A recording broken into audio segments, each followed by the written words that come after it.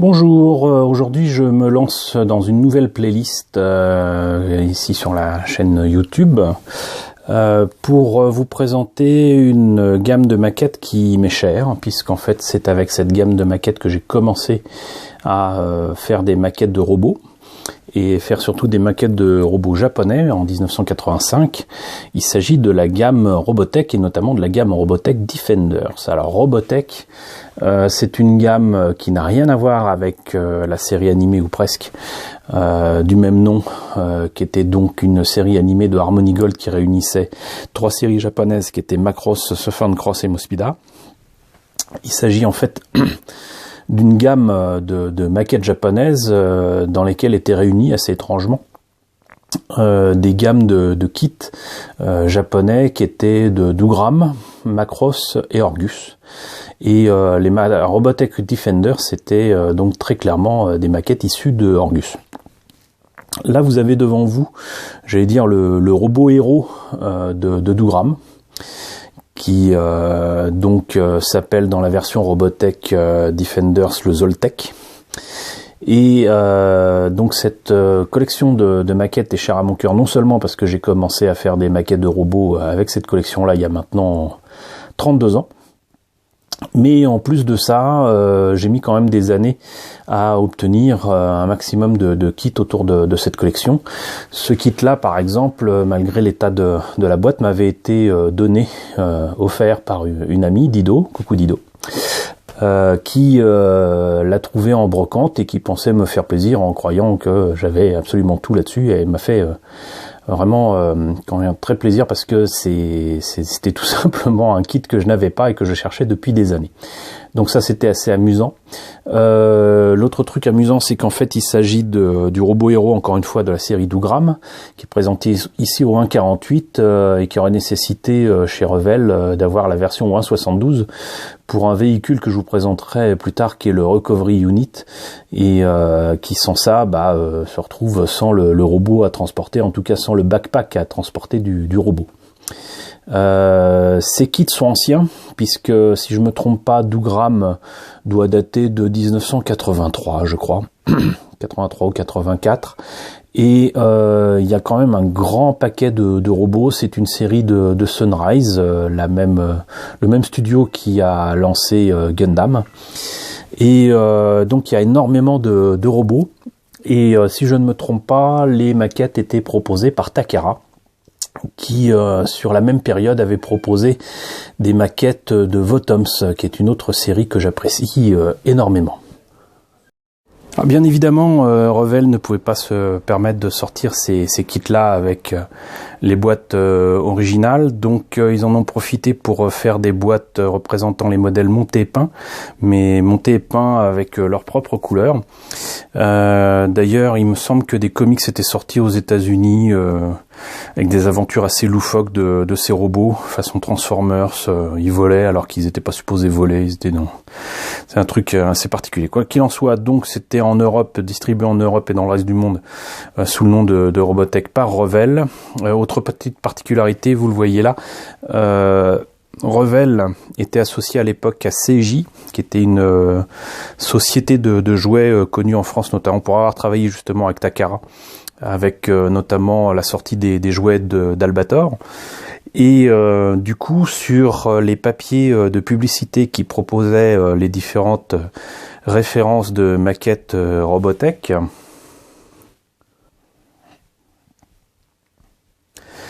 il y avait aussi, comment dirais-je, au verso de la page, une publicité pour les maquettes de Diaclone, collection Diaclone de jouets qui était proposée par CJ et qui donnera l'année d'après la collection Transformers chez Hasbro.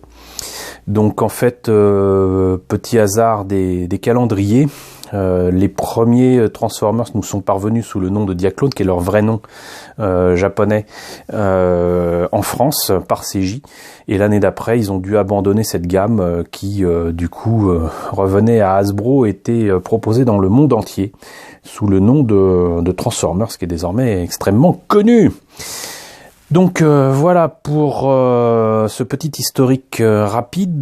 Donc pour les changements de couleur, on le voit là avec ce document japonais. Je vais peut-être le rapprocher quand même. Les couleurs d'origine du robot étaient plutôt, on va dire, gris et bleu avec quelques teintes quelques touches de rouge. Et beaucoup d'autres robots sont proposés. Alors il y a des trucs très humanoïdes, d'autres qui ressemblent à des tanks sur pattes littéralement, tanks sur pattes avec 4 pattes, tanks sur pattes avec 6 pattes, des trucs énormes. Je vous présenterai certains robots que en 1985 j'avais monté assez rapidement, monté et peint avec leurs couleurs à eux. Et je les ai retrouvés il n'y a pas très longtemps, donc c'est pour ça que je veux lancer différentes vidéos et playlists pour présenter tout ça. Et la série Dougram originale, la voici.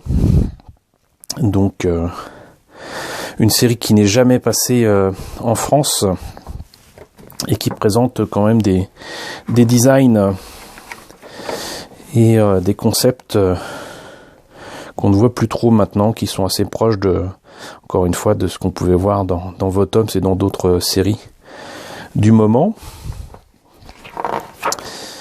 Et je peux pas vous dire grand chose de la série parce que j'en ai pas vu un seul épisode. Mais le fait est que on a eu donc presque la totalité des kits en version Robotech Defenders et on va voir immédiatement ce que ça donne à l'intérieur de la boîte. Pauvre boîte qui est très abîmée parce qu'elle a subi non pas les affres du temps mais différents déménagements ces 10 dernières années. J'en profite pour signaler que donc la notice d'emploi est donc différente de celle proposée au Japon, mais est quand même très très claire. Ça reprend les mêmes dessins, cela dit, pour ce que je me rappelle. Les robots sont souvent livrés avec des figurines à l'échelle, sont quand même souvent très très laides. Et là, il y a les ultimes recommandations pour faire les couleurs comme on voit sur la boîte avec apparemment une espèce de camouflage urbain. Parce que sur la boîte, j'ai l'impression qu'il est plutôt argenté, acier, je ne sais pas. La maquette trouvée par mon ami Dido était encore avec sa planche de décalco. Comme vous voyez, elle est très fournie. Il y en a beaucoup, donc ça permet de rajouter pas mal de détails. Et le kit était contre toute attente déjà commencé. Donc je peux pas vous présenter les grappes en entier. Mais voilà, vous voyez, c'était quand même à l'ancienne, un peu articulé, ou si peu. Il y avait quand même un petit peu de polycap, mais vraiment très peu. Là, par exemple, le bassin est avec un plastique plein exactement identique au reste des pièces. C'est-à-dire que vous avez toutes les chances, en fait, de les casser avec le temps et avec les manipulations, comme je viens de le faire là. Ça implique aussi que ces maquettes-là, comme toutes les maquettes des années 80, voire début des années 90, fallait coller les pièces pour que ça puisse tenir. Et donc il y avait forcément des jointures de fou et ça se faisait pas comme ça en claquant des doigts. Visiblement là c'est cassé, c'est dommage, mais ça sera peut-être l'occasion de les remplacer. Il y avait une espèce de dinner frame préhistorique pour les pieds. Dommage parce que ça veut dire que donc le corps était relativement déjà commencé. Le reste des pièces pour le robot, visiblement, sont là. Le cockpit était proposé dans un plastique transparent un peu fumé. Donc ça, c'est sympa. Là, encore une fois, les pièces d'armure et compagnie sont présentes et avaient déjà été commencées. Le projet de montage de ce kit a visiblement été abandonné en chemin. Qui lui aura permis de finir en vide-grenier. Sinon, vous voyez, des grappes à l'ancienne. Hein.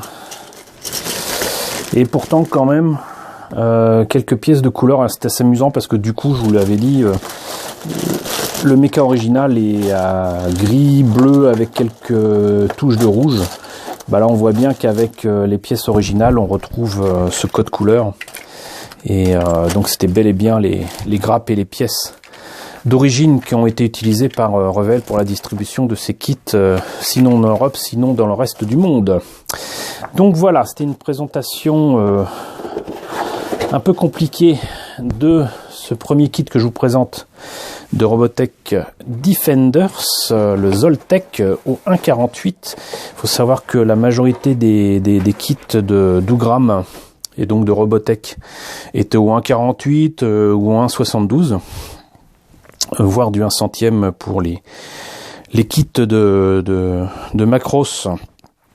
Et même pire, puisqu'il y avait aussi le SDF1 ou un 5000, on y reviendra.